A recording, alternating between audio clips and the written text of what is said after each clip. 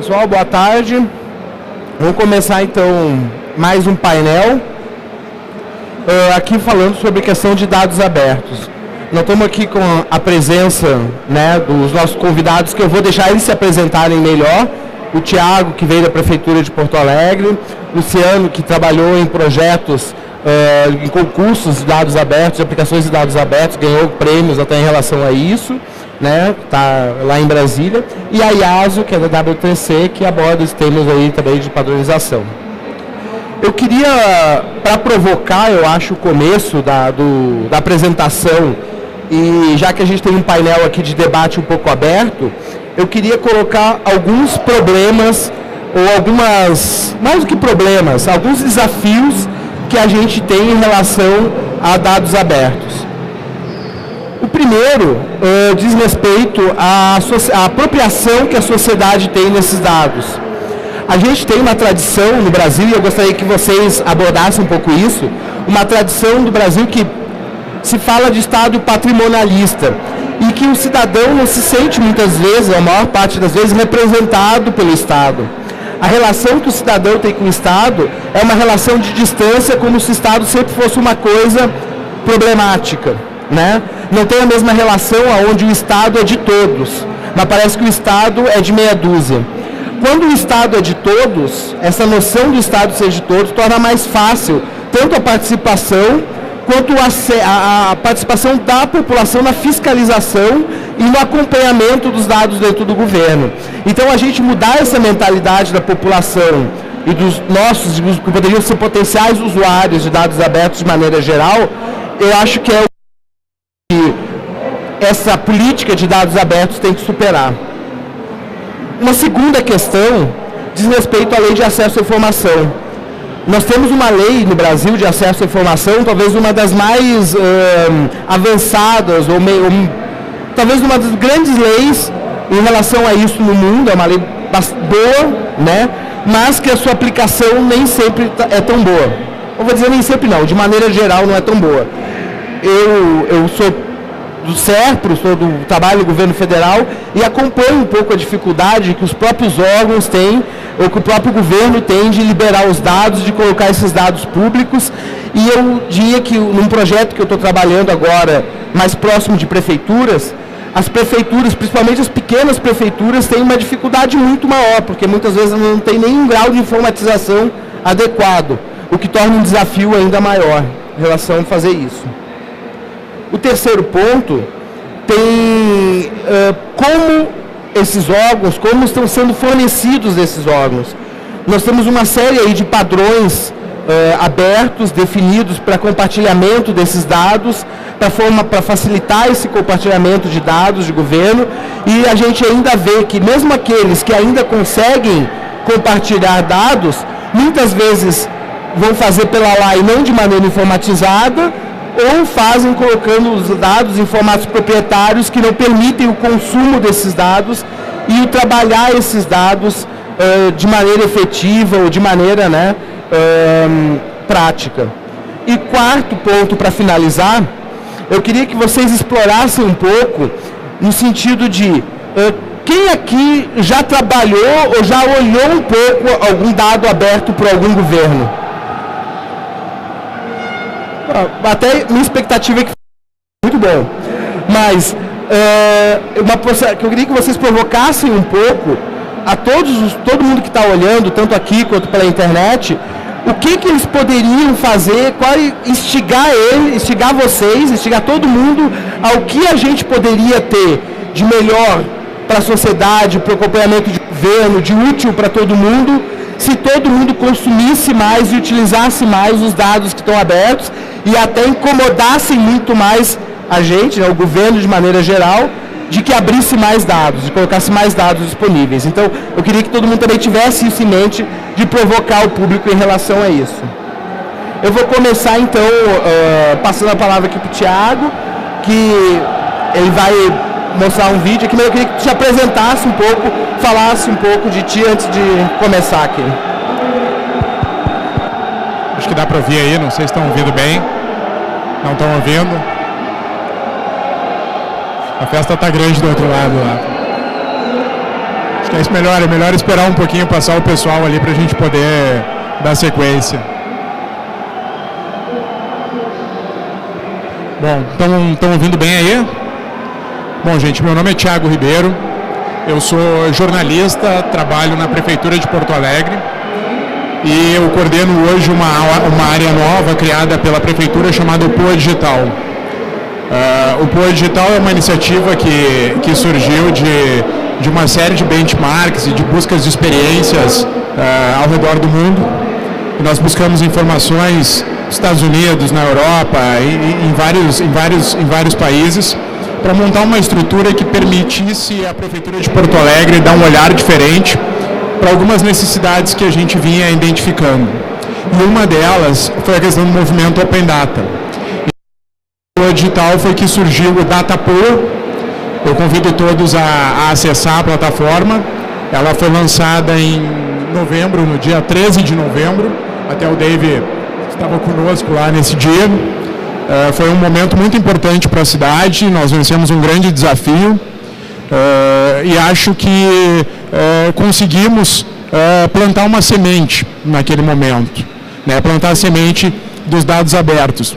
Mas é importante lembrar que Porto Alegre já tem culturalmente uma veia muito forte nesse sentido. Eu trouxe aqui um vídeo da Campus de 2011, eu até poderia rodar aí em seguida, em que o prefeito Fortunati faz uma provocação aos campuseiros, né, faz um desafio para o desenvolvimento de algumas soluções. Vamos ver se a gente consegue rodar rapidamente aí.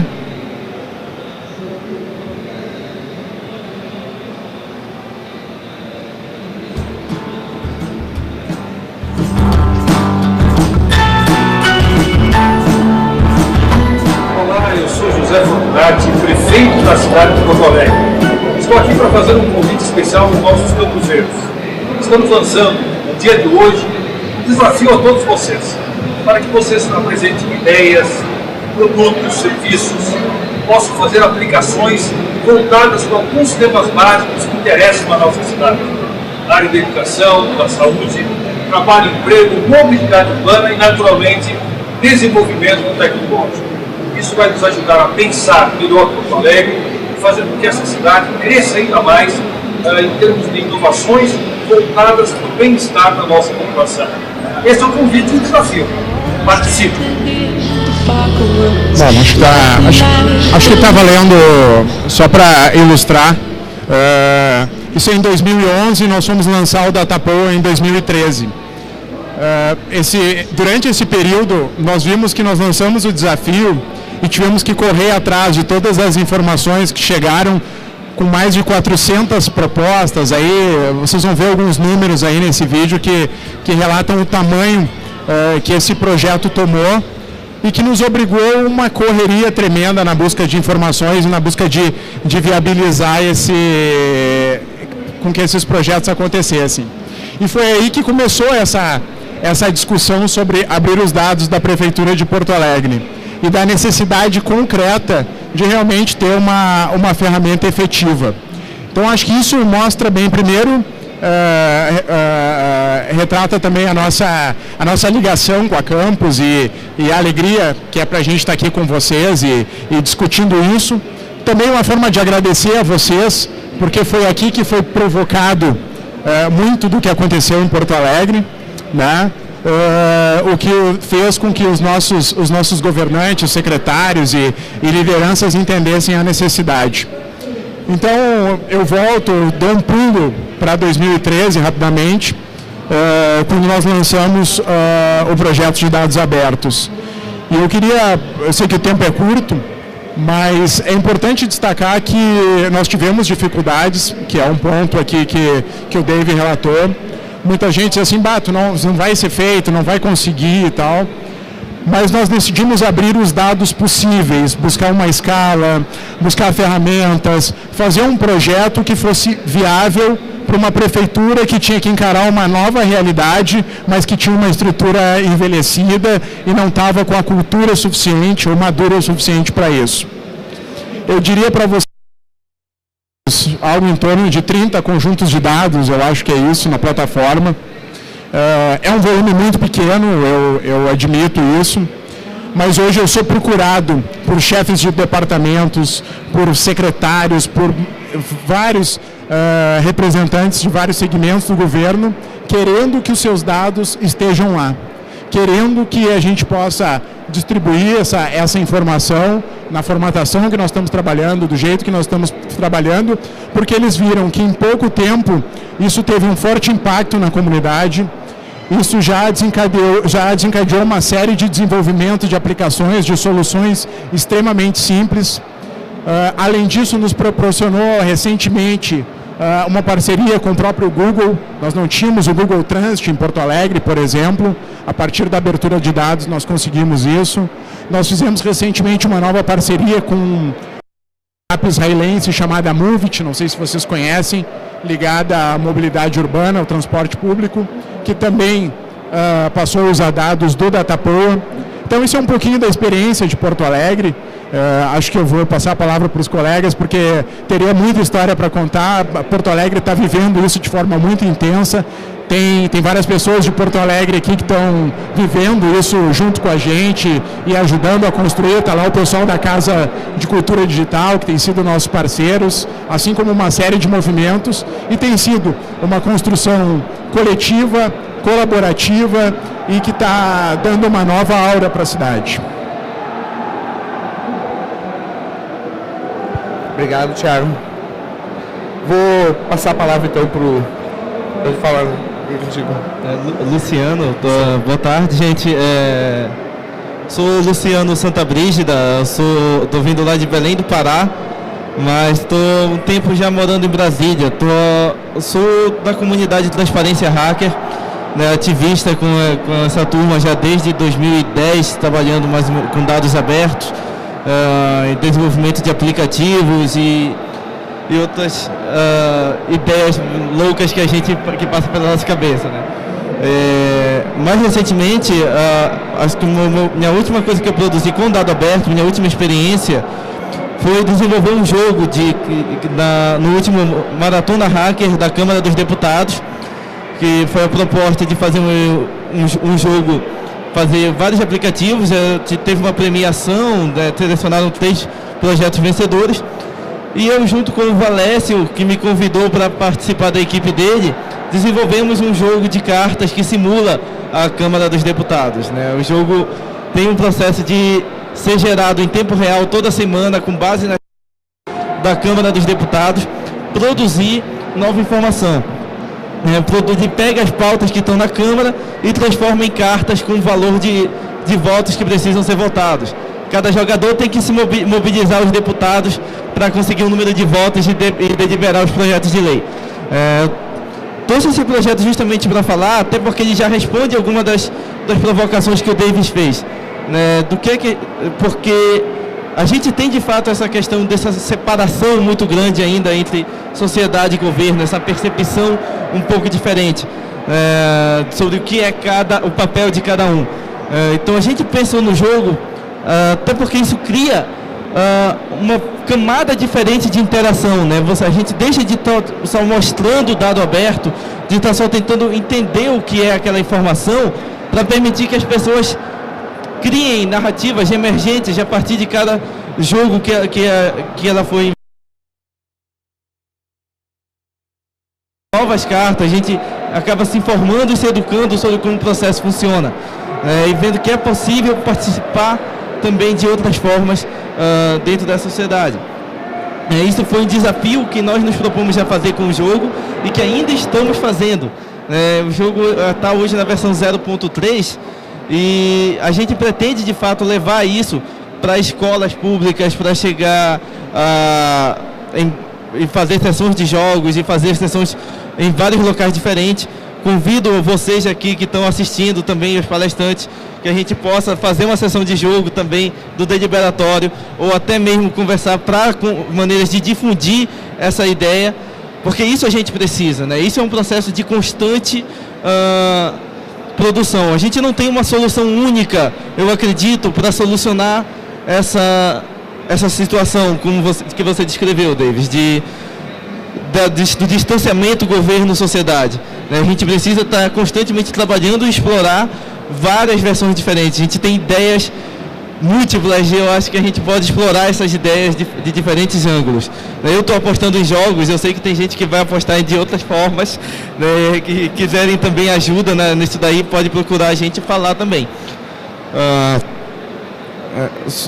Ainda sobre a questão da lei de acesso à informação, né, que você provocou, de fato a gente tem muito avançado muito lentamente na implementação da lei, de como a gente quer que ela esteja.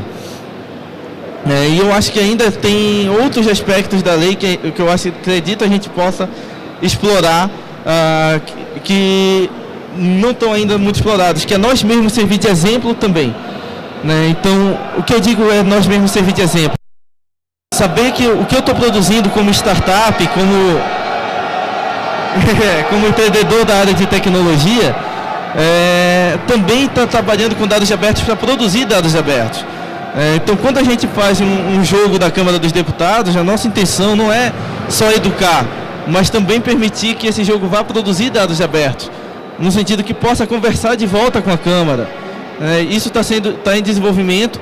A gente já tem todo o escopo de tecnologia desenhado, está procurando só mais programadores para a equipe, para poder ajudar o projeto a crescer. Então, acho que esse é um ponto que pode servir para a LAI conseguir realmente chegar no ponto que a gente quer. Nós mesmos servir de exemplo também e adotar os princípios dos dados abertos que a lei promove para nossas vidas. Que a gente, mesmo como nossa, não só no governo, mas a lei também prevê que empresas que prestam serviço para governo também tenham que ter dados abertos. Então, cobrar isso, seja de uma empresa de ônibus, seja de um banco, se a gente precisa estar com mais conversa também com esse setor privado, para que a gente possa mostrar também que os dados abertos podem crescer muito a contribuir para a sociedade, não só na camada de governo federal, municipal, estadual. A gente tem várias outras camadas que a gente precisa também trabalhar para que essa realidade, o sonho da LAI aconteça. Obrigado, Luciano. Yasa. Bom, boa tarde a todo mundo que está aqui nesse calor terrível. Vou morrer já. Queria comprar gelo, um saquinho de gelo lá fora. Bom, eu sou pessimista, assim. Primeiro eu vou falar um pouquinho sobre os princípios do Open Data, dos dados abertos. Eles precisam ser legíveis por máquinas, tem que ter metadado para isso, tem que ser confiáveis, quer dizer, você tem que ter um fornecimento daqueles grupos de dados que seja constante e obedeça regras, porque senão a gente puxa os dados um ano, no ano seguinte já não tem mais informação sobre aquele dado e aí você fica com um set desatualizado e que não vale nada, não adianta de nada. Eles têm que ser sustentáveis, quer dizer que esses dados precisam ter uma maneira de serem entregues sempre, de modo contínuo, constante. Não é um set que você abre, porque vai ter um hackathon, aí você vai lá e vamos abrir os dados, aí 2 anos depois não abre nunca mais. E eles têm que ser protegidos por licenças abertas. Então, de todas essas características que eu falei, se você juntar todas elas e colocar ainda o fato dos dados serem linkados na web, então você tem o dado aberto perfeito, é o dado linkado que é aberto. Com ele você consegue fazer o que você quiser, construir aplicativos que são sustentáveis, que podem te render dinheiro, porque aí você tem como fornecer o subproduto desse dado para alguém, você consegue comparar, você consegue estruturar eles de maneira diferente, utilizando metadados diferentes e outros sets de dados que tenham a mesma estrutura. Então, é muito importante a gente ter em mente que esses dados que estão sendo abertos pelo governo tem quase, 6 anos, não sei, porque quando que começou esse rolê do Open Data? Acho que tem uns 8 anos já, né? Diria que 8 anos começou a se falar, mas no Brasil demorou um pouco mais, né? Bom, então assim, não adiantou nada, assim, dados abertos não tem nada a ver com hackear. Eu sou hacker porque eu faço um aplicativo que usa um set de dados do governo. Você não é um hacker. dados abertos tem a ver com gestão, com eficiência. O exemplo do DataPoa é muito característico disso.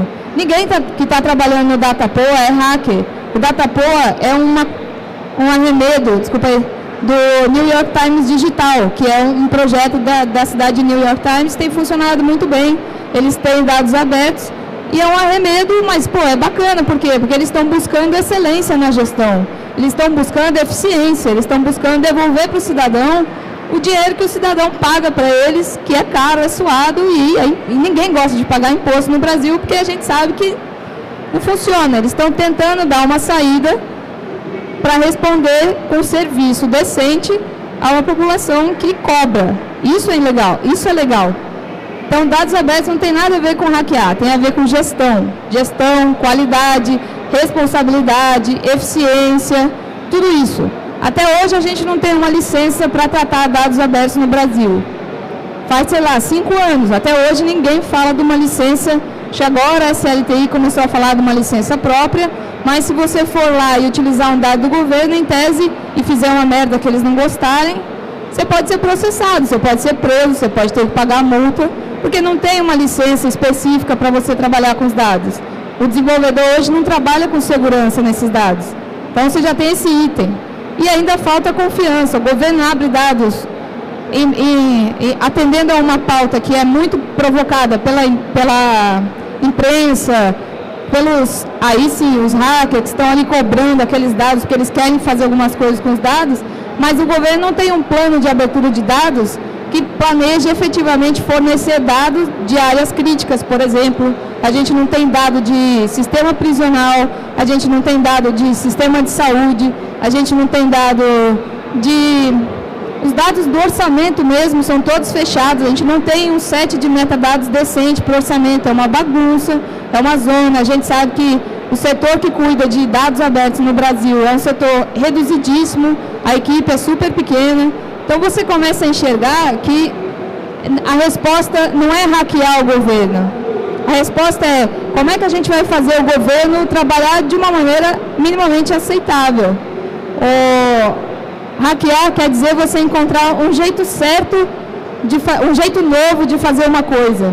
Um jeito diferente, um jeito que vai quebrar um padrão, que vai quebrar uma sequência de coisas que já estão sendo feitas. Mas o nosso governo não precisa disso, porque já tem 20 anos que o Tim Berners-Lee inventou esse negócio de dado linkado, dado aberto. O nosso governo precisa saber como é que ele faz coisas de um jeito velho. Assim, não precisa de inovação. Qualidade na gestão. Então, para mim, não tem essa coisa de, eu sou hacker. Ok, você pode ser hacker porque você, você é um desenvolvedor muito bom, lá.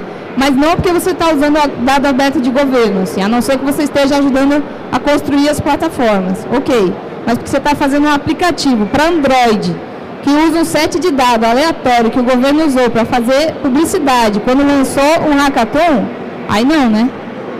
Mas é isso, acho que os hackers precisam parar de ser ingênuos e parar de dar ibope para essas iniciativas que não têm sustentabilidade, assim, e começar a cobrar uma estratégia mesmo de abertura de dado, que aí sim vai provocar uma cadeia de transparência no Brasil. Assim. Acho que é isso. Obrigado. Vou abrir para o público, até tem umas perguntas, mas para não monopolizar o... por favor. Eu queria só complementar, esclarecer um detalhe. No caso, o POA Digital é inspirado no New York City Digital. Né? O DataPoa ele é um pouco mais abrangente do que isso, e nós inclusive buscamos uma consultoria em São Francisco, né, junto à Prefeitura de São Francisco, para fazer esse projeto, e é quem tem nos orientado nesse processo. E eu queria complementar isso que tu falaste, que eu acho que super importante, em relação à confiança nos dados, a toda essa gestão da informação, que no case de Porto Alegre, que eu acho que é onde eu tenho propriedade para falar, porque eu liderei o projeto desde o início, nós temos uma preocupação muito grande nesse sentido, e nós identificamos experiências fora do país que criaram uma legislação específica para dados abertos dentro da cidade. E nós, no momento de lançar o projeto, nós não tínhamos a condição nem a maturidade suficiente para lançar o projeto com a legislação. E nós optamos por botar o bode na sala, né? E abrimos os dados que eram possíveis abrir, que tinham segurança jurídica para serem abertos. Mas hoje nós já trabalhamos no sentido de desenvolver a legislação. É uma legislação que, num primeiro momento, ela é relativamente simples, né? Ela é baseada em decretos, na maioria dos países é assim que foi feito. E nós trabalhamos hoje com 3 decretos básicos. O primeiro decreto é um decreto em que o prefeito institui a política de Open Data, de dados abertos, como uma política da cidade de Porto Alegre. Com isso, a gente quer garantir que os governos subsequentes tenham também, na abertura de dados, uma bandeira e quase que uma obrigação de dar sequência no projeto que nós iniciamos. O segundo decreto, ele institui sponsors dentro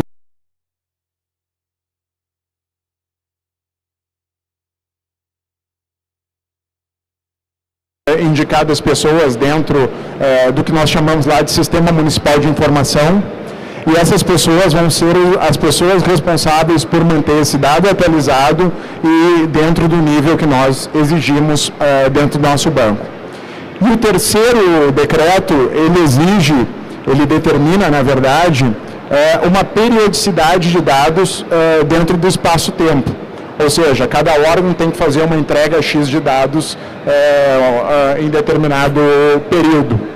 Com isso, a gente imagina ganhar uma consistência da base de dados, uma segurança e uma legitimidade na informação, e não só a automatização, que isso a nossa companhia é capaz de desenvolver mecanismos para isso, mas principalmente criar a cultura de dados abertos, não só na estrutura, no entorno do gabinete do prefeito, mas nos órgãos da ponta, que são os principais geradores de informações. Então, acho que isso é importante. E aí, ainda sobre a questão do que significa dados abertos para nós, nós entendemos sim que dados abertos é gestão, sem dúvida nenhuma, dados abertos é transparência, sem dúvida nenhuma, mas dados abertos é educação, dados abertos é desenvolvimento, dados abertos são novas oportunidades, são novos negócios, movimentação da economia. Então, hoje em dia, dados abertos têm uma aderência tão grande e a Prefeitura de Porto Alegre compreendeu tanto essa necessidade que hoje o nosso projeto está entre as prioridades do governo. Então, a gente tem trabalhado com muita seriedade para garantir todos esses quesitos que tu elencasse. Eu acho que a gente, mesmo pequenininho, trabalhando no nosso menor possibilidade, enfim, no nosso projeto quase piloto. Eu costumo dizer que ele é um beta e talvez ele nunca deixe de ser beta, né? Porque a evolução é muito rápida, é muito constante, mas eu acho que a gente está conseguindo atender esses preceitos e está estabelecendo uma relação muito bacana com a comunidade que está usando e nos dando resposta. Nós já temos, com poucos meses de funcionamento, já temos aplicações rodando e acontecendo na cidade e prestando serviços para as pessoas de uma forma bem simples, desde saber onde é que está um ponto de coleta de lixo especial, né? Ou simplesmente esses de mobilidade que são mais comuns, mas com forte impacto a partir desse movimento todo.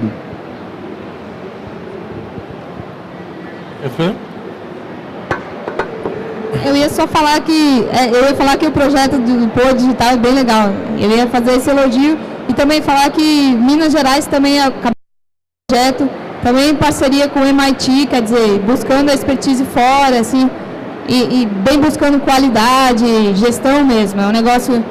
Eles fizeram uma plataforma bem legal de cruzamento de informações a partir de dados abertos. Enfim, são iniciativas que a gente vê que estão indo por um caminho certo, mas é muito devagar. Isso não é hackear. A gente tem que parar de hackear e começar a pensar em respostas mais efetivas, eu acho. Estou respondendo a tua provocação, Yas, da questão de hacker, né, desse conceito de hacker. Acho assim, a gente está hackeando, mas eu acho que a gente não está hackeando talvez por completo o que a gente faz. A gente tem que, eu faço minha culpa de fato, desde 2010 para cá ter feito vários projetos, mas pouco realmente visando uma sustentabilidade desses projetos. né? E aí a gente não consegue chegar no ponto, como tu falaste, da camada de inovação. Né? Onde é que a gente vê a inovação, o resultado final da coisa? Né? E isso a gente lança um monte de ideias novas, mas a gente precisa se preocupar com a sustentabilidade desses projetos. Isso é o que eu acho uma culpa que a gente tem como hacker de fazer, como desenvolvedor de fazer, de pensar que a gente está tentando renovar os processos, recriar os processos, mas não pode parar aí. A gente precisa dar um jeito de continuar. Isso vai ser feito, seja com uma ação de marketing para promover um aplicativo, seja arranjando um investidor para investir num aplicativo que possa realmente dar crescimento, dar vazão e tração a que a ideia possa acontecer. Isso pode vir um investimento do governo, pode vir do capital privado, alguma coisa. Mas a gente precisa tomar essa iniciativa de realmente dar tração às ideias para que a gente consiga alcançar essa camada de inovação. Isso é um ponto que realmente a gente se preocupa muito para fazer. A gente vem discutindo isso já há algum tempo com outras pessoas lá em Brasília também, com outros desenvolvedores. Então não tem uma resposta muito clara, né, de que fazer isso. Né, uma resposta muito clara do tipo, vamos fazer um mapeamento de algum serviço, né, mapeamento das linhas do ônibus. Agora que está feito, o que a gente faz com isso? Só põe na internet e que venha a mim os usuários? Não, a gente precisa realmente dar um jeito de provocar isso. Provocar isso também com a prefeitura lá dos ônibus. Chegar e dizer, eu quero que vocês usem. Eu quero que veja o vereador usando isso. O vereador tem que usar, o vereador tem que me dizer o que está certo e o que está errado. Isso não pode parar numa hora que ele só desenvolver um aplicativo, pegar o dado aberto e fazer. O hacker, a ideia de hackear o processo vai muito além, né? A gente precisa realmente, para conseguir alcançar a camada, como você falaste, vamos criar uma inovação, a gente precisa fazer também outras camadas, pensar no processo, pensar em conversar com as pessoas, bater na porta do vereador, do deputado, encher o saco do cara todo dia, né? De dizer, a gente quer que tu use meu aplicativo, eu quero que você conheça, eu quero que você veja, que divulgue, que faça, que diga o que está errado para que eu possa corrigir também. Né? Assumir isso, a gente precisa fazer isso. Eu acho que essa camada, não é que mexer com dados abertos não seja hackear. Ele é hackear, mas a gente precisa trabalhar em várias camadas diferentes, além do dados abertos. Dados abertos deve ser o pontapé inicial para se criar essa camada de inovação. A gente precisa também pensar em outras maneiras de hackear o processo mesmo, não só o governo como uma entidade. Bom, vamos abrir então o público.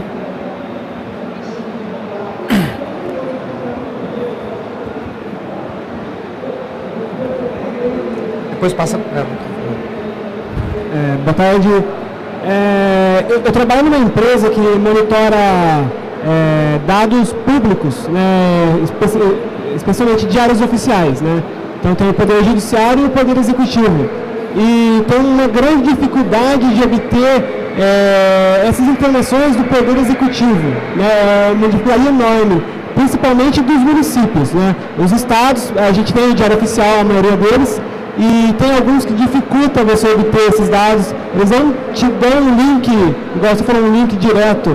Eles te colocam o arquivo lá e tem 1000 páginas, você tem que digitar um por um, digitar 1000 captchas para conseguir obter as 1000 páginas, né? Então é uma forma que dificulta muito, né? E eu como desenvolvedor, eu reforço mais a parte de como está hackeando isso, porque eu tenho que desenvolver diversas formas de conseguir obter esses tipos de conteúdo e como hackear, né? Eu tenho que quebrar captcha, eu tenho que quebrar sistema de uma série de coisas para conseguir obter esse conteúdo que tem que ser livre, né?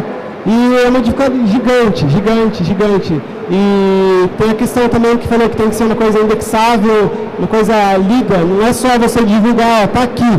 Ele te dá tipo um PDF com imagem, você não consegue selecionar o texto, não consegue pesquisar, e isso não é um dado aberto, isso aí é uma, tipo, é um disfarce, na verdade, né? E tem muito disso. Então eu só queria deixar também a questão da Prefeitura de Porto Alegre, eu não sei como que é lá, tem o Diário Oficial, o município, como que é?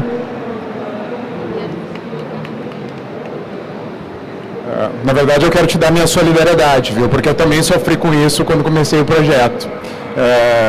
Acho que é senso comum que todas essas características vão totalmente de encontro ao conceito de dados abertos. Não é dado aberto, né?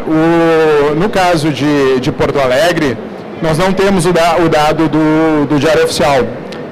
Ele não é muito diferente desse que tu encontra em outros municípios. Movimentos de dados abertos nós temos aí Belo Horizonte, Porto Alegre, Recife, São Paulo, Rio, e não me vem na cabeça muito mais do que isso. Tá entendendo? Então é um movimento muito recente no que diz respeito ao poder público tomar essa iniciativa. Eu tenho defendido, sempre que eu falo para grandes públicos e que me fazem essa pergunta, que é muito importante que isso seja provocado dentro das prefeituras, e se alguém tem algum tipo de relação, isso é muito importante. Buscar frente a governantes, secretários, quem quer que seja, esse tipo de coisa. Acho que isso é muito difícil, eu sofri com esse mesmo problema. Hoje eu falei para vocês aqui com toda a tranquilidade, tenho 30 conjuntos de dados. Está aqui conosco aqui o César Britt, que é meu supervisor técnico, que foi um dos parceiros nesse projeto, e nós enfrentamos isso todos os dias, porque as prefeituras, na sua maioria, não estão prontas para esse movimento, eles não armazenam os dados da forma correta. Tem dados que estão no computador do Joãozinho, num departamento, se o Joãozinho morreu, o dado não existe. Tá? Então, na verdade, esse movimento que a gente está discutindo é um movimento cultural, é um movimento que tem que ser provocado, que tem que ser estimulado. Eu tenho lá dados de mobilidade, eu tenho dados de turismo, eu tenho dados de educação, eu tenho dados de saúde, eu tenho dados sobre o orçamento participativo, que é um instrumento que simboliza Porto Alegre e para nós tem uma importância muito grande, e que talvez seja até um embrião de um Open Data 1.0, pela forma como ele se dá. Enfim, a gente tem uma gama de dados de uma série de áreas, mas carecemos de muitas ainda. Eu estou trabalhando com dados hoje, por exemplo, vou dar um exemplo de um dado que eu estou trabalhando de um sistema que me diz o estoque das farmácias municipais. Né? E nós estamos trabalhando para disponibilizar esses dados para que as pessoas possam desenvolver aplicações lá, por exemplo, tu possa ver se o remédio que tu precisa tem na farmácia e melhorar a tua tomada de decisão se tu vai ou não na farmácia buscar o remédio naquele momento. Eu estou aqui fazendo um exercício qualquer, né? Mas é uma construção extremamente complexa, assim, matar um leão por dia. Acho que a prefeitura lá, que tem esse tipo de dificuldade, deve ser provocada quanto a isso. Às vezes a própria prefeitura não se dá conta, quando bota um PDF, que o PDF não serve para nada, é meramente visual, não pode ser lido por máquina, né? Então acho que cabe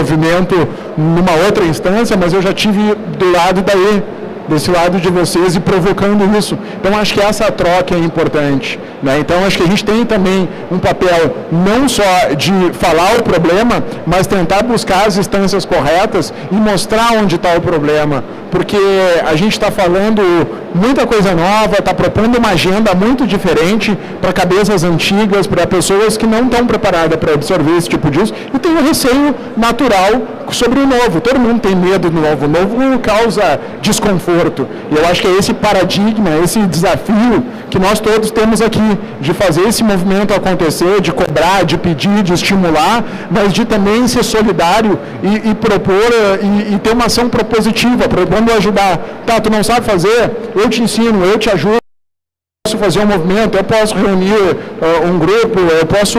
Enfim, tem uma série de movimentos lá em Porto Alegre. Eu citei aqui que está presente a Casa de Cultura, é um bom exemplo. Nós temos o Porto Alegre City, não sei se vocês já ouviram falar, que é um outro movimento cidadão importante. A própria Associação do Software Livre, que está conosco. Então, nós temos vários movimentos que estão nos ajudando nesse processo.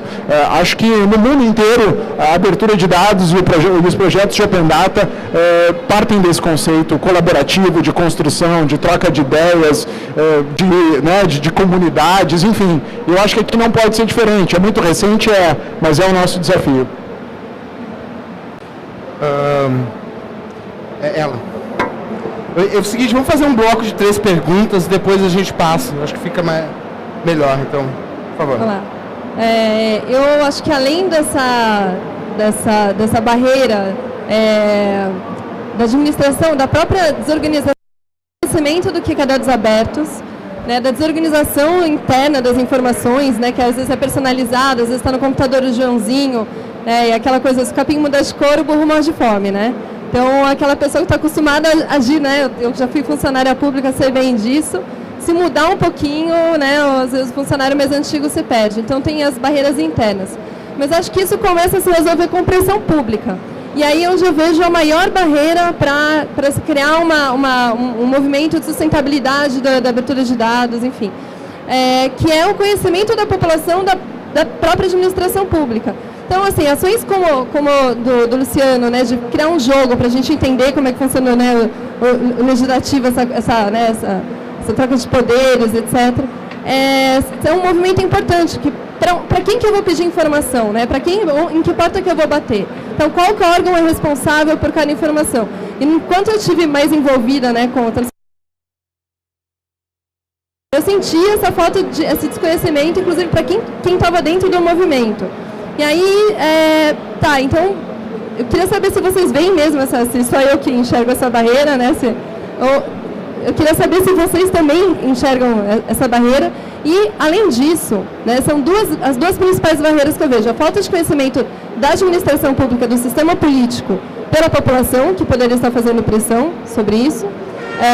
E a segunda é um problema da Lei de Acesso à Informação, que é a exigência de identificação. A gente não sente tanto isso em grandes cidades, como São Paulo, Porto Alegre, talvez isso não seja tão claro, mas em cidades menores, que eu tenho um contato direto, né, com... na cidade do interior, não precisa nem para os confins do Brasil, no estado de São Paulo mesmo. Aquela cidade de 7 mil habitantes, que todo mundo conhece todo mundo, e que grande parte da população está empregada na administração, aqueles que teriam conhecimento, que teriam condições de pedir determinadas informações, têm medo. Porque o coronelismo é bem claro, né? Mas eu vou fazer um pedido de informação e vou me perseguir. E a perseguição política é uma coisa corriqueira. Né? Qualquer cidadezinha tem. Então, aí a gente fica, quem sabe da informação não consegue revelar porque tem essa pressão, porque precisa se identificar, né? Então, assim, são essas duas principais barreiras que eu vejo da abertura, tanto da abertura da transparência passiva quanto da ativa. Enfim, não sei se vocês veem da mesma forma e as soluções que vocês enxergam para isso. Ele lá. Bom, eu queria, na verdade, fazer uma provocação e achar o que os quatro acham da minha colocação. Bom, a sociedade brasileira ela é dividida basicamente entre dois tipos de pessoa. A pessoa física e a pessoa jurídica. E a informação de cada tipo de pessoa tem informações padrões, obrigatórias, e informações que são opcionais. Por exemplo, uma pessoa física, ela tem como padrão, como obrigação, nome do pai, nome da mãe, RG, CPF, data de nascimento, ponto. Aí quando a pessoa quer abrir uma pessoa jurídica, ou o governo, que também é uma pessoa jurídica, ela tem outros dados que são obrigatórios e dados que são opcionais, como CNPJ, endereço, proprietário, ou no caso da prefeitura, os governantes, endereço físico, setores. Então, a primeira vez que eu ouvi falar em dados abertos, ainda nem mexi com a internet, era um negócio bem antigo. Tinha uma ideia de se fazer a pessoa pública, que a imprensa acabou tomando essa ideia de pessoa pública e acabou deturbando a ideia inicial de pessoa pública.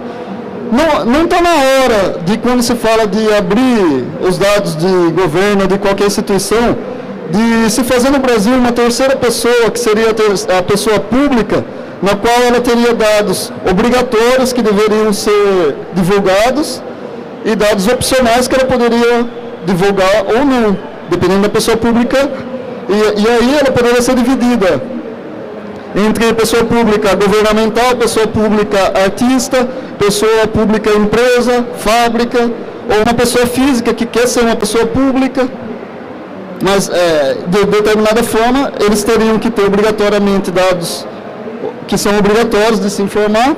No caso, uma pessoa pública político, deveria, nome, endereço, ou quanto ganha por mês, não sei, deveria se chegar a uma quantidade de dados obrigatórios, e aí o resto dos dados que a pessoa vai informar seriam opcionais. O que vocês acham dessa ideia? Eu sei que é uma ideia bem antiga, mas ela se perdeu com o tempo, quando as pessoas falam de abertura de dados ou do tema em geral. Olá, boa tarde. Primeiro eu gostaria de falar que o que ela falou foi bastante interessante. Só que eu vejo com uma outra forma. A política e todos os órgãos públicos em gerais, eles não têm a mínima vontade de liberar tudo. Eles não querem liberar, eles não vão liberar. E eu acho que o nosso papel aqui é dificultar a vida deles. Quanto mais difícil for o trabalho deles para o PDF fechado, colocar a imagem, nós aqui temos que ir atrás deles e mostrar que não adianta esconder que vai aparecer. Querendo ou não, isso vai aparecer. Então, quanto mais difícil for a forma com que eles abrem os dados, nós aqui que temos conhecimento, temos que mostrar isso para o povo brasileiro de modo geral. Eu acho que toda ferramenta que pode ser criada, ela tem que ser criada e tem que levar isso para o seu pai, sua mãe, sua tia. E eu acho isso extremamente importante. Eu vi um projeto chamado thepoliticaberta.org, politicaberta.org. Esse projeto eu vi postando no grupo do Política Aberta, é bem interessante. E eu fui tentar ajudar nos dados de 2000, 2009, 2011, tudo bagunçado. Então, assim, a cada ano que passa, eles mudam a forma que o arquivo é gerado e o mesmo algoritmo que você vai abrir um arquivo ali para abrir outro é totalmente diferente. A consulta SQL que você vai fazer é totalmente diferente. Mas eu acho que quanto mais difícil for, quanto mais for fechado os dados, mais a gente tem que abrir e mostrar que não vai adiantar e mostrar para eles que uma hora vai ser assim que vai ser o jogo. Abre tudo logo e... Bom, dado a rodada, vamos passar a palavra. Eu queria começar ao contrário, né? Só que, aproveitando a pergunta deles, está implícito uma questão que é uma das dificuldades que o governo tem, que é a questão da classificação dos dados. Tanto na primeira questão quanto na tua questão, o ponto central foi a questão de classificar os dados, quais dados são abertos, quais não vão ser, e esse é um desafio, porque muitas vezes acaba, não, eu não vou classificar porque eu não quero abrir, ou eu vou classificar tudo como né, ainda não dá para abrir esse dado, então eu não sei, não quero me preocupar com isso, vou classificar de qualquer jeito. Então, um dos desafios dentro dos órgãos hoje tem sido a classificação de dados. Então, esse é um desafio que a gente tem. Queria aproveitar e botar esse assunto junto aí nas respostas. Respondendo a Liane primeiro, falou sobre ser anônimo, né?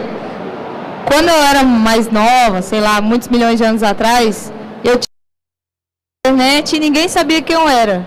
Porque antigamente não era Facebook, né? Você entrava e você botava lá seu nickname, sei lá, Pássaro Azul, e você podia fingir que você era de outro país e tal, ninguém achava você. Então, assim, eu não sei se esse conceito da internet, ele precisa ser absorvido pela gestão. Nesse caso, o que está errado é o coronelismo, não é o cara de se identificar porque ele pediu um dado. Né? Ele vai ser perseguido porque ele é é bem surreal, assim, aqui. Lá fora, o jornalista, o Greenwald, é perseguido porque ele revelou o Snowden, lá, NSA. Aqui no Brasil, o cara é perseguido porque ele revelou que o prefeito roubava galinha, assim. Tá errado isso, tá errado. Não, a gente tem que combater a perseguição, não o fato do cara que pede o dado se identificar.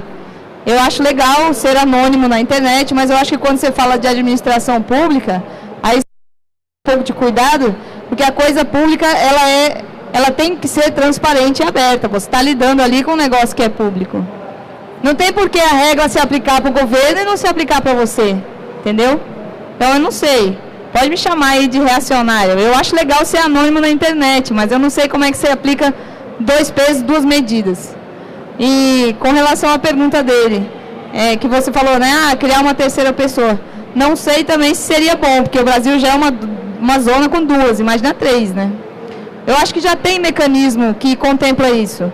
Tem um caso legal que a gente ficou sabendo de uma pessoa que ganhou um concurso de aplicativos que a gente fez e começou a trabalhar naquilo de modo independente. Hoje em dia ele é desenvolvedor de um aplicativo chamado Queremos Saber, que é o... Não, para onde foi meu dinheiro? Confundi com Queremos Saber. É o para onde foi meu dinheiro. E aí, o que o para onde foi meu dinheiro faz?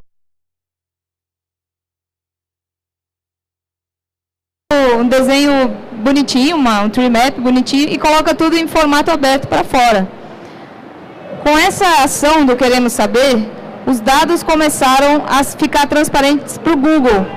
Então, o Thiago Rondon, que é o desenvolvedor da plataforma, falou que um belo dia ele recebeu um telefonema de uma senhora que era fornecedora do governo, super irritada, dizendo que ia processar ele, que ia, sei lá, atirar nele, processar, queria matar, esgolar, porque o nome dela como fornecedora estava começando a aparecer no Google. E o fornecedor desse nome para o Google era o Thiago. Era o Thiago Rondon com o para onde foi meu dinheiro. Antes, a prefeitura abriu o dado em PDF lá, sei lá, e ficava lá, não aparecia no Google. Ela não queria ser vista como fornecedora do governo. Sei lá por quê, né? Também. Mas aí, ninguém sabe o que é isso. E aí começou a ficar transparente. E as pessoas descobriram que ela era fornecedora do governo. Ela ficou puta, ligou pro Thiago, falou, tira esse negócio do ar. Ele, calma, senhora, não é assim. É a prefeitura que me deu esse dado, não tem nada a ver com isso. Eu acho que eles estão trabalhando dentro da área de dados abertos do governo em escrever uma lei que obrigue as pessoas que escrevem software para o governo a abrir os dados também, incluir dado aberto como requisito na hora de fazer a licitação. Eu ouvi falar disso, do pessoal da Secretaria de Logística e Tecnologia de Informação. Eu não sei a quantas andam, eu só ouvi assim, aleatoriamente, mas seria interessante. E eu acho que tem também aquele negócio que os tribunais julgaram, deram um ok para você liberar salário, nome e posição de servidor na internet. Então, acho que já resolveu esse lance da terceira pessoa, assim. Acho que quanto menos pessoas, melhor. Seria legal fundir todo mundo e acabou, porque ia virar uma zona, assim. Eu acho muito complicado falar nessa história da terceira pessoa, realmente, eu também não concordo muito com a ideia. Até porque no mundo que a gente vive hoje, conectado, tudo em rede, falar de privacidade num ambiente onde todo mundo tem acesso a todo mundo, é muito dedicado de falar das barreiras do que é público e o que não é, praticamente já não existe. A gente tem um mecanismo de se proteger, mas ainda assim não são 100% confiáveis. Não é uma coisa que a gente saiba que existe. Né? A gente trabalha com dados nossos que estão em 20 países diferentes ou mais, né, quando a gente está conectado na internet, mandando uma mensagem. Né, uma simples mensagem de texto, às vezes está armazenada em mais de 30 países diferentes. Né, onde é que está público? O que é privado daquilo ali? Se mais de 20 países diferentes têm legislações diferentes. Né? Então, é uma barreira muito complicada da gente discutir isso hoje. Eu acho que o mais interessante mesmo é discutir, como o David topou hoje, a classificação dos dados. Né? Classificar realmente o que é interessante se tornar público e o que não é. Até a gente tem que se policiar quanto a isso quando a gente está trabalhando no ambiente em rede. Né? Não é porque eu estou aqui na Campus Party batendo foto de todo mundo dormindo que eu vou publicar a foto de todo mundo que está dormindo no sofá. Tem gente que não gosta. Né, eu tenho que realmente ter o bom senso de saber que aquilo ali não é necessariamente público. A pessoa não quer que aquilo se torne público. Então eu tenho que saber lidar com informação também de uma forma diferente. Isso é classificação também, né? É uma classificação pessoal que a gente tem que fazer do que eu posso publicar, o que eu não posso compartilhar. A gente precisa ter isso em mente. E a Diane também falou a respeito, mais uma vez, de distância, né, entre governo e sociedade. De fato, existe certo desconhecimento. A gente, né, até mesmo para desenvolver o jogo, a gente precisou estudar todo o regimento interno da Câmara. E não foi suficiente, né? A gente teve que ter um assessor do lado para explicar todo o processo, como funciona. Continuamos em conversa com assessores, ainda tem algumas coisas para resolver dentro do jogo, dinâmicas para representar, como por exemplo a quantidade de deputados por partido dentro da Câmara, né? Como é que isso vai se representar dentro do jogo, né? Isso tem valor de voto maior para uma carta, tem mais poder, ou será que só o número da quantidade de deputados de um partido vai fazer diferença no jogo? São essas dinâmicas que não, um conhecimento que é distante da gente, e porque a gente não vivencia tudo que está lá, né? E são práticas que são difíceis até de a gente compreender, porque a própria estrutura não ajuda. Até para participar de sessões, em determinadas sessões na Câmara, tem que estar de terno e gravata. Não adianta só colocar um paletó e chegar. Se não tiver gravata, não entra. Sabe? São coisas que eu olho assim, por que tanto formalismo? A gente são pontos que a gente tem que trabalhar culturalmente, e não vamos trabalhar nos próximos 4 anos, nem nos próximos 8 anos, talvez nos próximos 50, a gente consiga trabalhar isso. Mas se a gente não colocar isso em mente desde agora, se a gente não falar isso para os nossos moleques, os nossos nativos digitais, na palestra que estava tendo aqui do lado, a gente não vai conseguir mudar isso.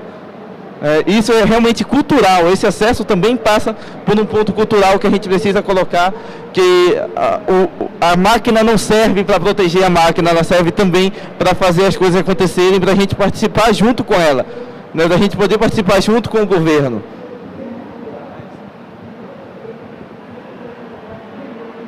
Sem querer ser redundante, porque o pessoal já falou bastante sobre isso, mas eu acho que...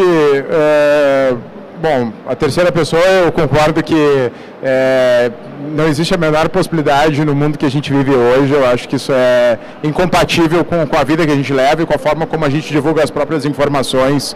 Acho que tem peculiaridades de cidades menores, sim, entendo que isso exista, mas eu acho que até esse próprio movimento tende a mostrar que isso tem que ser diferente de alguma forma. Como dados pessoas públicas, os sites de transparência, principalmente, eles trazem muita informação nesse sentido. No caso de Porto Alegre, que eu preciso fazer esse recorte, que é o que eu conheço, nós somos considerados a capital uma das capitais mais transparentes do país nesse sentido, e lá nós cumprimos com muito rigor essa questão dos dados das pessoas públicas, né? Mas eu queria bater num ponto que foi da lei da informação, acho que foi tu que questionasse, né? Eu acho que isso que a gente está discutindo aqui vai além da lei da informação, sabe? Eu acho que a lei da informação, ela tem um papel importante para criar uma cultura, para exigir algum tipo de comportamento aonde os dados não são tão transparentes ou que tem alguma dificuldade. Mas eu acho que o movimento de dados abertos, no sentido amplo, no sentido mais original dele, o que ele vai fazer é que a gente não precise da lei da informação, é que a gente tenha autonomia para ter acesso à informação do jeito que a gente quiser, no formato que a gente precisa e no momento que a gente precisa. Então, por isso que eu acho que é tão importante discutir isso e propor isso. A lei está lá, é para ser cumprida, enfim, tem uma série de implicações, mas eu acho que o movimento de dados abertos vai muito além disso. Eu acho que é essa bandeira que a gente tem que levantar, porque ela vai garantir autonomia. Tu não vai precisar dar o teu nome para ter informação. Tu vai lá, busca, procura, dá informação. Eu queria, inclusive, nesse sentido, eu pedi para colocar aqui o Datapoa, para que vocês conheçam a ferramenta, quem não conhece, né? Acho que tu pode, essa é uma das telas de apresentação, então ele é extremamente simples, intuitivo, tem os grupos de dados, aí a gente tem uma busca normal para tu buscar as informações. Esse vídeo nós fizemos Bom, aí está passando bastante coisa, não dá nem tempo de eu comentar. Mas esse vídeo ele foi muito emblemático. Eu não preciso rodar ele, mas nós fizemos uma apresentação da Orquestra Municipal de Porto Alegre, num ponto importante da cidade, sem dizer o que nós estávamos fazendo e sem maestro. E nesse momento a gente convidou as pessoas que passavam pela rua para serem maestros da orquestra. Então as pessoas iam lá, pegavam a baqueta e regiam, a banda tocava. Quando a pessoa parava, a banda parava também. O que a gente quis dizer com isso? Que com a abertura de dados, as pessoas passam a ser os maestros da sua cidade. Então esse é o conceito que a gente quer trabalhar e quer deixar aqui muito claro, que é isso que está sendo trabalhado em Porto Alegre. Então a ferramenta fica aí à disposição para vocês conhecerem. Nós já temos, inclusive, o que eu estou chamando de uma App Store, com os aplicativos gerados a partir do Datapoa. Então, a ideia é que quem desenvolver soluções possa ter aqui um ambiente também para contemplar aquilo que tu vinha falando, de divulgar, de estimular que as pessoas usem e garantir, a partir da inclusão aqui de testes da nossa equipe técnica, que os aplicativos têm efetividade, têm impacto, estão bem feitos, estão bem construídos e vão ter impacto na vida das pessoas. Então, assim, é um projeto pequeno ainda, mas eu tenho muita convicção de que a gente ainda vai ter muitas alegrias com ele e eu espero poder replicar isso e que ele sirva de exemplo para muitas cidades do país, fora dele, onde quer que seja. Bom, já me avisaram aqui que o tempo está perto de esgotar. Eu queria, não sei se vocês querem fazer uma rodada rápida de palavras finais. Bom, eu queria começar, então, o que fez a pergunta aqui, o Paulo Santana, queria mostrar que mostrasse rápido para o público um site.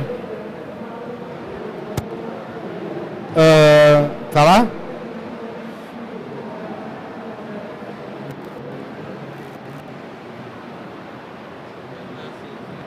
Quer falar rapidinho? Por favor, rapidinho que tempo...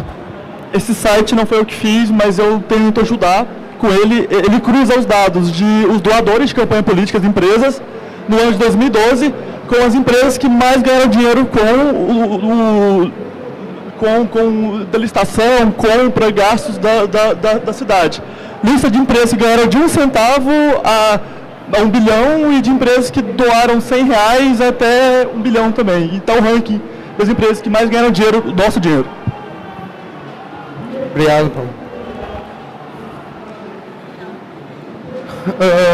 Acho que considerações finais, rapidinho, que já nos tempos... Eu vou, ainda sobre política aberta, né, tem uma camada ainda que esse site não explora, que tem um amigo meu da FGV que fez uma pesquisa de mestrado dele, e ainda ele publicou só um artigo, eu posso te passar depois o link sobre a pesquisa, onde ele também relaciona a doação de campanha com a diversificação das empresas. Ele vê que os grandes grupos políticos do Brasil, econômicos, quer dizer, os maiores 50 grupos de empresa, quanto mais eles doam em campanha, participam em campanha política, mais eles se diversificam e criam outras áreas onde eles podem atuar comercialmente. Ele conseguiu ver que há uma relação direta entre a política e o crescimento da empresa também. O investimento político da empresa e como a empresa cresce também no mercado. Então, é uma camada que esse site ainda não aborda.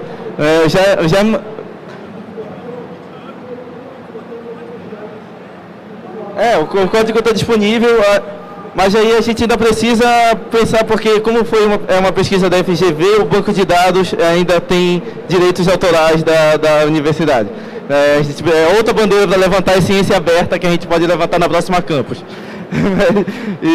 Mas vou deixar aqui mesmo o convite para a gente quiser conversar, fazer uma jogada do deliberatório ou ter algumas ideias também que queiram compartilhar também sobre esses outros processos. Eu vou estar ali na mesa também de software livre hoje e amanhã para a gente conversar.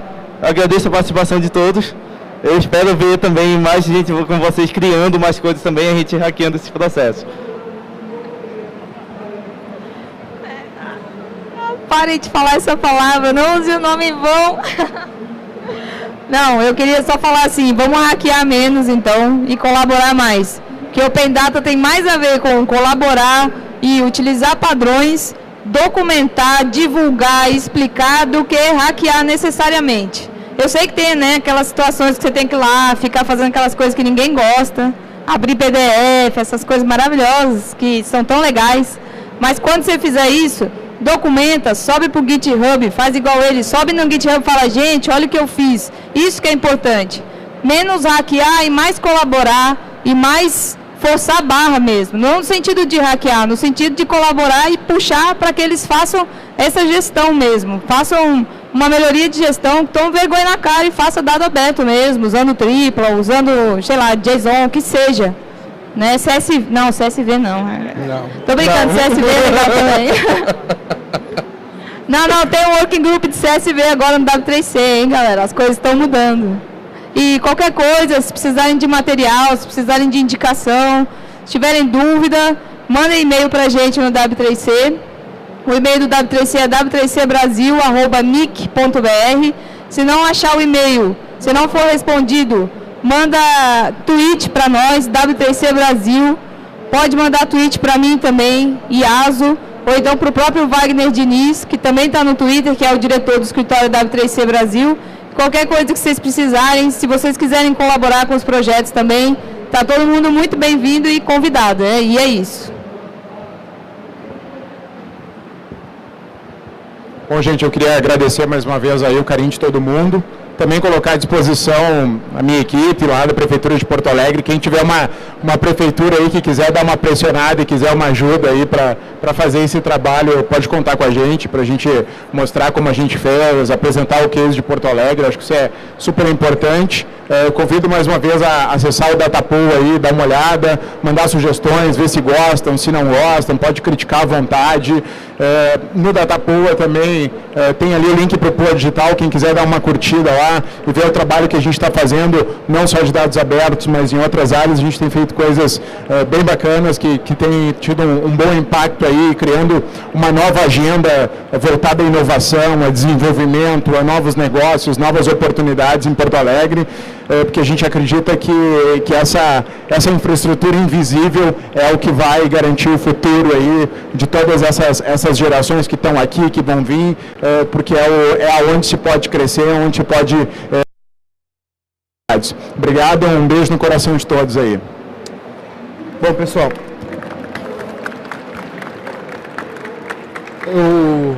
eu queria só fechar com uma coisa. A gente, quando essa proposição de, apesar do nome tu não ter gostado, hackeando dados de governo, eu acho que a proposta aqui, e acho que é o nome que identifica isso, é convidar todo mundo a participar, como diz, convidar todo mundo a consumir esses dados, a pegar no pé do governo. Acho que iniciativas como essa que tu mostrou, por exemplo, vendo questão de financiamento de campanha, são coisas que têm grande possibilidade.